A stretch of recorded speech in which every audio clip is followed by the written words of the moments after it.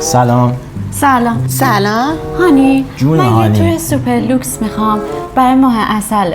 هر جایی هم نمیام بهش بگو. یه تور سوپر لوکس میخوام. چه خوب که فلایدیج رو انتخاب کردین. تور اختصاصی مالدیو داریم، براتون اتاق هانیمون هم رزرو میکنیم، فقط 90 میلیون. وای مالدیو، من عاشق مالدیوم. عزیزم مالدیو دور تا دور آب وسط خشکی جزیره است. میریم اونجا خشکی زده میشیم، حالا اون بعد میشه محصول خراب میشه. گزینه دیگه ای دارین؟ تایلند پاتایا تشریف ببرین، فقط 63 تومن.